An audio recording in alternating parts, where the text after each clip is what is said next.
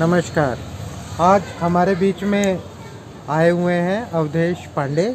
और अवधेश पांडे लखनऊ में रहते हैं और पहले ये दिल्ली में ही रहते थे। फिर बाद में किन्हीं कारणों से ये चले गए लखनऊ, पारिवारिक वजहों की वजह से। और हम काफ़ी दिनों से प्लान कर रहे थे कि एक छोटा सा वीडियो हम बनाएं, जो हम बना रहे हैं अलग अलग विषयों पे। तो आज ये आ गए हैं, तो मैं सारा कुछ एडिट करके लास्ट में एक बढ़िया सा वीडियो बना दूंगा। तो बीच बीच में हम लोग बात भी करते रहेंगे। नमस्कार अवधेश, कैसे हो? नमस्कार भैया, बढ़िया हूँ। थोड़ा लाउड बोलना पड़ेगा क्योंकि नमस्कार भैया, मैं हाँ, ठीक हूँ। हाँ। और तो अभी तुम जी। 31 तारीख की शाम को चले लखनऊ से। जी अभी बसों में आते हो। बिल्कुल। बसों में आपके हाव भाव को देखकर कंडक्टर जो है वो अपने अनुमान लगाने लगते हैं बिल्कुल होता है। और इस वजह से कई बसों में चढ़ने भी नहीं दिया जाता। बिल्कुल सही बात होता है। अब व्यवहार भी ठीक नहीं किया जाता। बिल्कुल नहीं किया जाता। आपने एक नई तकनीक इजाद की है, जी, वो बताइए। तकनीक क्या है? मतलब अब जो है मैं थोड़ा सा नई जनरेशन का फ़ायदा उठाता हूँ, क्योंकि दिव्यांगों के लिए ये ज़रूरी भी है। और जैसे मैं जब सफ़र अपना शुरू करता हूँ, बस स्टैंड पे पहुँचने के पहले मैं अपना ब्लूटूथ पहन लेता हूँ, उसको फ़ोन से कनेक्ट करके और अपना फ़ोन चालू कर लेता हूँ। और फिर मैं एक समझ लीजिए एक रिपोर्टिंग करने लग जाता हूँ एनजीओ के लिए, कि बाकी लोगों को अवेयर हों और वो गलती ना करें जो मैं गलती कर रहा हूँ अभी फ़िलहाल में।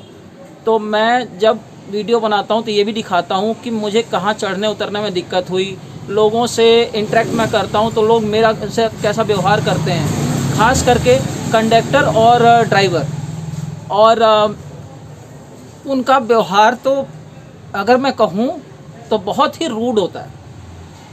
कैमरा लगने के बाद कैसा होता है? कैमरा लगने के बाद तो मतलब डल पड़ जाते हैं वो। उनको लग जाता है कि यार अगर मैं कुछ गलत बोल दूंगा या इनके साथ कुछ गलत हो जाएगा तो ये वायरलेस कर ये बाहर भेज देंगे वीडियो और हमारी पोल खुल जाएगी। एक तरीके से मैं ये कहूँ तो सही होगा, क्योंकि इनका जो बिहेवियर है हमारे साथ बिल्कुल सही नहीं है। अच्छा, आपकी विकलांगता का प्रकार क्या है? मेरी विकलांगता का प्रकार CPCR है और लोकोमोटिव है और लोकोमोटर। चलने में दिक्कत होती है, ज़्यादा देर बैठ जाता हूँ तो जो नसेज हैं ब्लॉक होने लग जाती हैं, उठने में थोड़ी समस्या हो जाती है। और ज़्यादा देर मैं कहीं खड़ा हो जाता हूँ तो भी समस्या हो जाती है। तो लखनऊ में क्या काम करते हो? लखनऊ में मेरा अपना खुद का बिजनेस है, छोटी सी शॉप है, ईश्वर की कृपा से। जैसी ये है जी बिल्कुल, जहाँ हम बैठे हैं। बिल्कुल। और मेरा थोड़ा सा कॉन्सेप्ट अलग है। मेरा कॉन्सेप्ट स्टेशनरी का है, प्लास्टिक आइटम्स का है और बच्चों के खाने पीने का आइटम है। और एक छोटी सी फोटोस्टेट की मशीन अभी मैंने डाली हुई है, उससे थोड़ा सा मेरा जीवन पर हो जाता है हिसाब किताब। आपकी शिक्षा कहाँ तक हुई है? मेरी एजुकेशन जो है अमरज्योति चैरिटेबल ट्रस्ट से हुई और मैंने कंप्यूटर कोर्स भी मैंने वहीं से किया, जो है 3 मंथ्स का। और उसके बाद मैंने नोएडा में जॉब ली थी ICCS में, और तकरीबन मैंने 10 दिन की ट्रेनिंग की थी। उसके बाद किन्हीं फैमिली रीजंस की वजह से मुझे यहाँ से शिफ्ट करना पड़ा। और 2019 में मैंने अपना खुद का बिज़नेस डाला, जब मैंने देखा कि लखनऊ में मेरे लिए कोई एक रोड मैप तैयार नहीं हो पा रहा है। क्योंकि वहाँ पर अगर मैं एक छोटी सी स्टोरी में बताऊँ आपको, मैं जब भी किसी कंपनी में जाता था लखनऊ में, सारा इंटरव्यू क्लियर होने के बाद उनका बस एक पॉइंट होता था, सर हमारे पास आपके लायक स्टेयर्स नहीं है, फ्लोर नहीं है, आप चलोगे स्लिप कर जाओगे तो सारी जिम्मेदारी हमारी ऊपर आ जाएगी, तो इसलिए I am so sorry, that's it. उसके बाद यहाँ भी कुछ बोलने के लिए नहीं रह पाता था और उनके पास तो कुछ है ही नहीं। तो वहाँ जॉब जो मिलती थी वो किसी के थ्रू मिलती थी या खुद जाके अप्लाई कुछ तो मैंने किसी के थ्रू लेनी चाहिए, लेकिन जो जॉब भी दिलवा रहे थे फिर वो भी इसी पॉइंट पे आकर अटक जा रहे थे, सर हम आपको जॉब क्या दिलवाएं। अच्छा चलो, ये तो एक बात हो गई। हाँ। तुम्हारी शौक क्या क्या है? शौक गाना गाना, और ट्रैवलिंग का शौक़ है जो मैं अब इस तरीके से पूरा कर रहा हूँ। लेकिन हाँ ये है कि शौक़, मैं पूरा दिन मेरे शॉप में स्पीकर लगा हुआ है, मैंने लगा रखा है और गाने सुनता रहता हूँ पुराने। मेरे जो गाने सुनते हैं वो कहते हैं कि यार ये एज से पहले ही बूढ़ा हो चुका है। पुराने गाने सुनने का? पुराने गाने सुनता हूँ, हाँ नए भी सुनता हूँ, लेकिन वो लिमिटेड है। और इसके अलावा? इसके अलावा लोगों से बातें करना, लेकिन वो अच्छे लोग होने चाहिए। अच्छे लोग मीन्स पढ़े लिखे, वैसे लोग नहीं कि मतलब आवारा गर्दी करें, आवारा बातें करें, वो वैसे लोगों से मेरा इंटरेक्शन बहुत कम होता है। किन किन संस्थाओं से जुड़े हुए हैं अभी? मैं फ़िलहाल अभी एक ही एनजीओ से जुड़ा हुआ हूँ, K4SP से, कोशिश फॉर स्पेशल पीपल से। और गुरमीत जी जैसा शख्स मिलना बहुत मुश्किल है, और मैं किसी की इसमें बहुत ज़्यादा बड़ाई नहीं कर रहा हूँ, अच्छे इंसान हैं इसलिए मैं ये वर्ड बोल रहा हूँ। और मुझे आज तक ऐसा शख्स नहीं मिला। मैं रात को भी अगर एक बार कॉल करता हूँ तो मेरी कॉल पे आंसर होता है, और मेरी जो भी समस्याएं होती हैं वो सुनी जाती हैं। एक बड़े भाई की हैसियत से वो मेरी हर समस्या का निराकरण करना चाहते हैं। तो यही सब चीज़ें हैं। ये जो हमारी कम्युनिटी है जी, जिसमें अब तो 21 प्रकार के विकलांग हो गए हैं, तो इस कम्युनिटी में तुम्हारे कितने दोस्त हैं? बहुत से दोस्त हैं, बहुत के तो नाम मतलब फेस टू फेस मिलेंगे तभी याद आएगा कि हाँ ये फला आदमी है। लेकिन हाँ कुछ मेरे मित्र हैं। घर में कौन कौन है?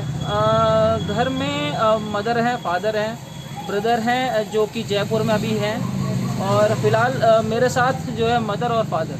अच्छा जी, मदर फादर और आप ही हैं? बिल्कुल जो आप रहते जी हैं? जी बिल्कुल। अच्छा, शादी हो गई आपकी? नहीं, अभी शादी नहीं हुई है। अच्छा, अभी ढूंढ रहे हैं? जी बिल्कुल। अच्छा अच्छा, तो अच्छा ये बताओ कि जो आज विकलांगों की स्थिति है जी भारत में, आपके 2 जगह अभी तक रह चुके हो, दिल्ली और यूपी, लखनऊ में। जी जी जी। दोनों राज्यों में क्या फ़र्क पाते हो? बहुत फ़र्क, विकलांगों के प्रति बहुत फ़र्क है। पहली बात तो मैं अगर कहूँ कि स्टडीज़ जो है बहुत मैटर करती हैं दिव्यांगों के लिए।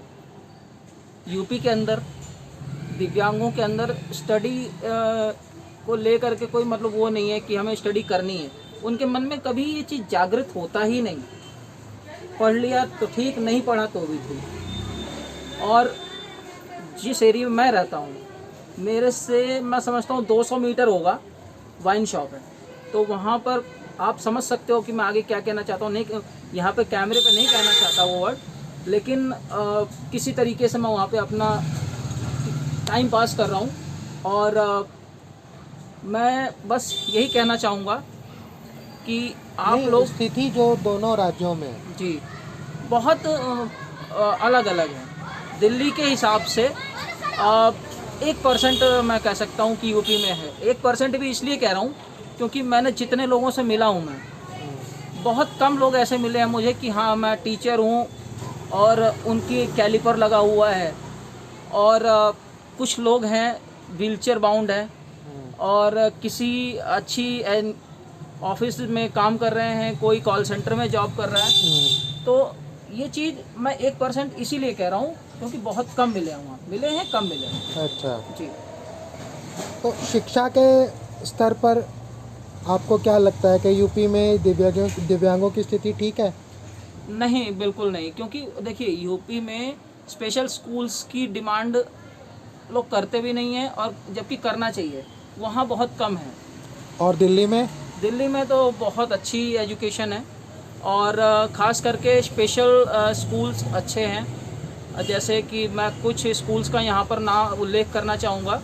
अमर ज्योति है, अक्षय प्रतिष्ठान है, और अपना वसंत वैली में है एक वसंत विहार में वसंत वैली स्कूल है। ये कुछ स्कूल ऐसे हैं जो बहुत अच्छे हैं स्पेशल बच्चों के लिए, और बहुत से बच्चों को मैं खुद रिकमेंड करता हूँ कि आप लोग अगर दिल्ली के आसपास हो तो इन स्कूल्स में अपना बच्चों का या किसी का भी आप एडमिशन कराइए। अच्छे स्कूल्स हैं, अच्छा स्टाफ है। अभी इस बार दिल्ली कैसे आना हुआ? दिल्ली मेरा जो है अभी रेलवे का जो पास था वो मेरा ख़त्म हो गया था, एक्सपायर हो गया था। तो मुझे उसके लिए आना पड़ा। मैंने जो है उसके लिए एप्लीकेशन डाली हुई थी, वो मेरा बन चुका था, इसलिए मुझे आना पड़ा यहाँ। भैया नहीं मिलेगी, आगे से ले लो, वहाँ से ले लो, नहीं मिल पाएगी। अगली वाली दुकान से ले लो, अगली वहाँ से। तो मैं इसीलिए आया था कि मतलब मेरा जो है यहाँ पर कार्ड बन के तैयार था, वो मैं अपना कलेक्ट करने आया था। मैंने कलेक्ट कर लिया है और अभी मेरे पास टाइम बचा हुआ था, तो मैं अभी गुरमीत जी से मिलने आया हूँ। आपने अप्लाई किया था, जी आ, वो आपका कार्ड हो गया, वो बन गया, बिल्कुल बन गया सर। और अभी आप उसका अनुभव लोगे, बिल्कुल। है ना? जी। अच्छा, तो और क्या ज़िंदगी से उम्मीद है? ज़िंदगी से बहुत सी उम्मीदें हैं। ज़िंदगी की उम्मीद कभी ख़त्म नहीं होती सर। आपकी क्या उम्मीद है? मेरी उम्मीद बस यही है कि एक अच्छी खासी ज़िंदगी हो, अपना एक, अगर मैं अपने लिहाज से बताऊं तो मुझे एक अच्छा सा अपना घर चाहिए, अच्छी सी फैमिली और अच्छे दोस्त, जो कि मिलना बहुत मुश्किल है जहाँ पर मैं हूँ अभी। क्योंकि दिल्ली में तो बहुत से अच्छे दोस्त हैं मेरे, जिनसे मैं हमेशा टच में रहता हूँ। इवन यूपी की मैं बात बताऊँ, जहाँ पर मैं रहता हूँ, वहाँ के लोग मेरे से जलने लग गए हैं। किस बात के लिए? वो इसलिए कि मैं जब भी कोई बात होती है तो मैं अपने दिल्ली वाले फ्रेंड्स को हमेशा कॉल करता हूँ कि ये हो गया, वैसा हो गया, और नई चीज़ इन्फॉर्मेशन मिली है, ये शेयर कर दूँ ग्रुप में। तो वो लोग जो सुनते हैं, आसपास के लोग कहते हैं यार यूपी वालों से कोई मतलब रखता ही नहीं है, हम लोगों से कोई मतलब रखता ही नहीं, जब होता है तभी दिल्ली खड़का देता फ़ोन। लखनऊ में कहाँ रहते हो? लखनऊ में मैं भैया रहता हूँ फैज़ाबाद रोड, चिन्हट मटियारी एरिया है। उससे थोड़ा सा 2-2.5 किलोमीटर के स्पेस पे जगह है तिवारीगंज, मैं वहाँ रहता हूँ।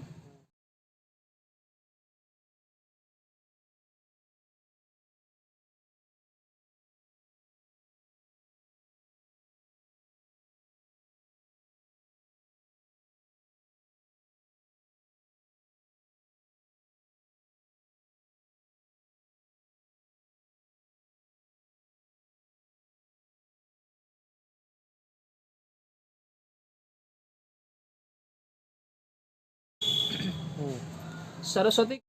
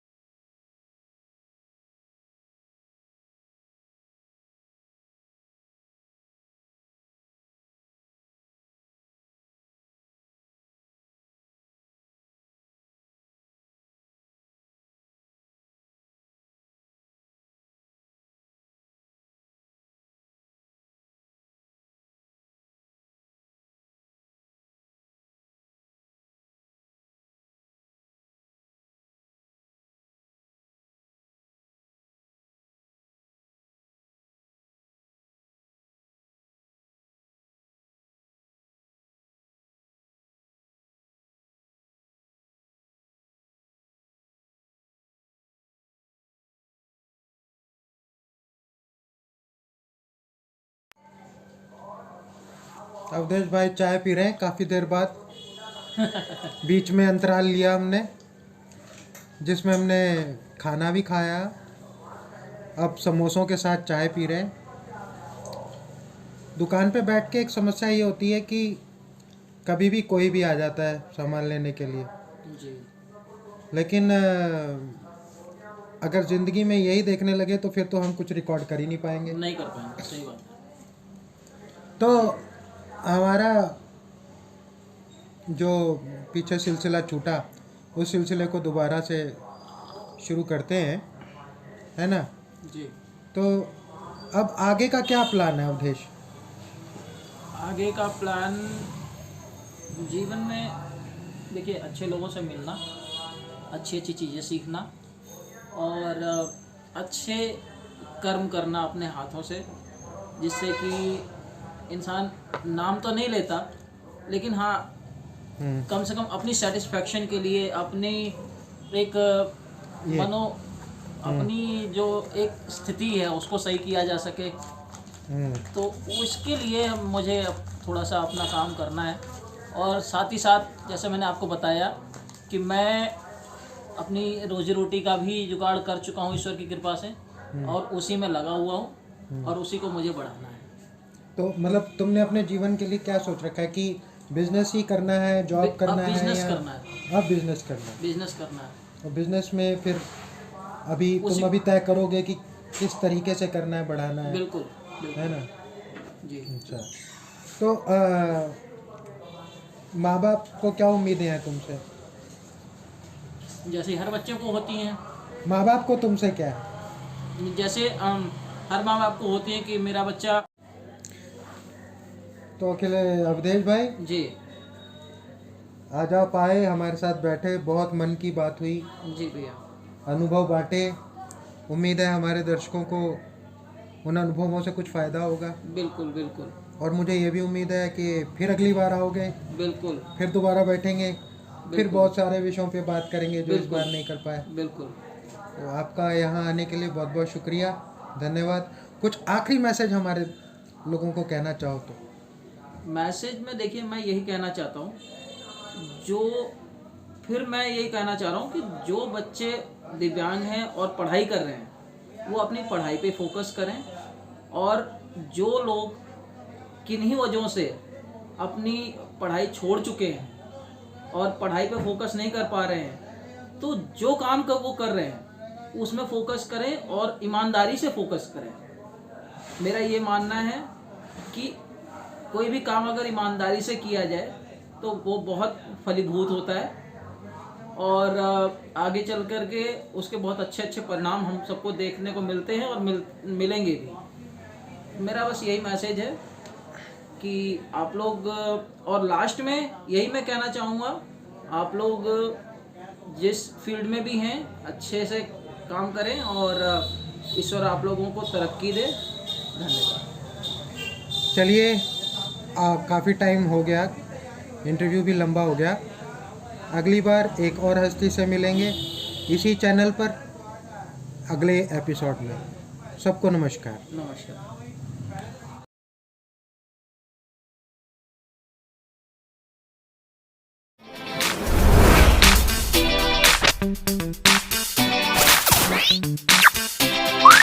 Bye.